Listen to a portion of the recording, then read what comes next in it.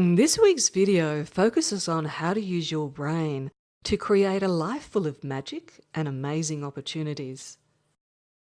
Located in your brainstem is what is known as the Reticular Activating System, or RAS as I like to call it for short. RAS's role can be likened to a huge gatekeeper which screens out most of the incoming data from the environment you live in. The reason why it does this is that at any one time you are surrounded by 2 million bits of data, but your brain only has the ability to process 147 bits at any given time. Therefore, your brain only lets in or processes information which it deems as important and relevant. Everything else is screened out. Your brain focuses and puts its attention on things it sees as important and relevant to your survival and well-being. How does your brain decide what's important and relevant? The only way it can do this is to assess the external environment against what is contained in your long-term memory. This includes all your beliefs, experiences, and conditioning. This is its default system. So if you choose to believe that something isn't possible, then even if it does exist, you will not see it. You do, of course, have the power to override this RAS default system with the thinking part of your brain known as the frontal lobes. This is as simple as choosing to put your attention and focus on what you want. Basically, what you focus on you find. Strangely enough, quantum physics tells us the same thing. Quantum physics tells us that at any point in time, all possibilities exist. And the moment we focus on one, the rest drop out of existence.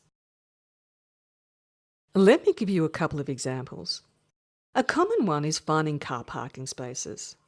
Have you ever heard or experienced yourself when you are convinced that you will find a car parking spot in a busy street, you do so?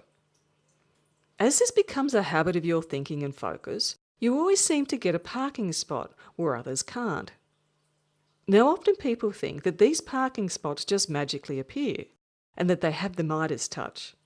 However, the truth is that the reticular activating system is working in your favour. Because you are focused and believe that one is available, your brain kicks into action and your sight is activated to see opportunities for parking spaces.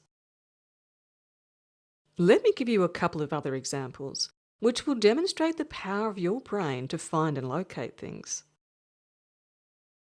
Some years ago, when I was working for a large international company, I had the opportunity to spend a few weeks overseas working on an assignment. During this assignment, I had volunteered to take notes on what needed to happen when we all returned to our respective countries. When I arrived back in Australia, I misplaced the notes, and as I was the only one who had a copy, I was in a bit of a panic. So I decided to apply the same concept I used to finding parking spaces and lost keys to finding these notes. Back then I didn't know about RAS, and just thought I had this ability to conjure up lost items.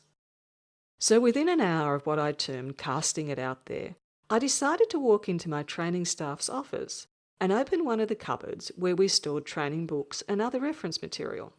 Sitting on one of the shelves was a stack of papers about 18 inches high. I placed my hand roughly into the middle of the pile of papers, and lo and behold, I pull out the missing notes. At the time, I thought I was an absolute genius. These days, I'm a little more humble and understand that it is my brain's ability to see and find things that I focus on. Now, you may be wondering how my brain did that. Your RAS works at an unconscious level. And remember, at any given time, we are surrounded by 2 million bits of data. But the brain cannot process that amount of information at once. I believe that at an unconscious level, I had observed these papers being picked up from my desk, along with other training notes, and stored in the reference cupboard. When my focus was placed on finding the notes, my RAS kicked into action and led me right to where I could find the missing notes. Let me give you another example. I would often talk about the missing notes and RAS in my mindset training. In one example, one of the participants on the program shared with me his story of how he used RAS after attending the program. He was at the beach and he noticed that this young boy was upset and crying. He asked the young boy what was wrong, and the boy explained that he had lost his good swimming goggles, and his mother was very upset with him.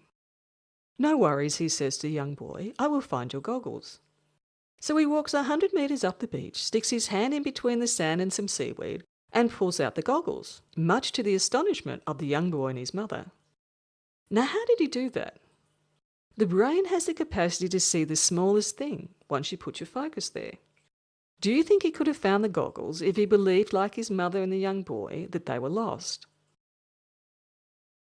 I conducted a lot of mindset training with salespeople, and I also have numerous stories of how they would miraculously stumble upon unbelievable sales opportunities, and as a result, their sales would triple in size. To the uninitiated, it seems like magic, but it isn't. It is what your brain is built to do. I believe it is built this way because the reticular activating system sits in our most primitive brain, the reptilian brain.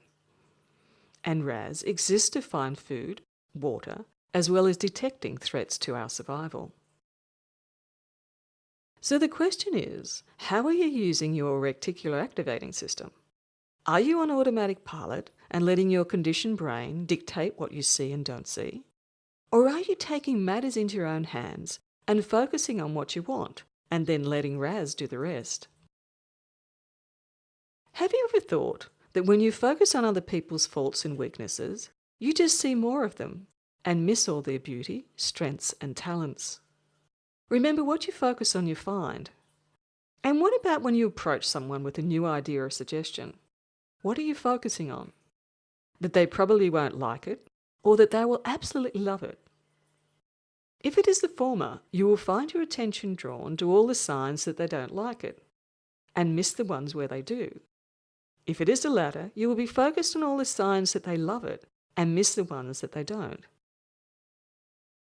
The fact is, in life, there is always a mixture of good and bad. And what you decide to focus on is what you will see and react to. All possibilities exist. You just need to decide where you choose to put your focus and attention, because it will decide the difference between an expansive, full life of amazing miracles and opportunities or one filled with drama and limitations. What will you choose?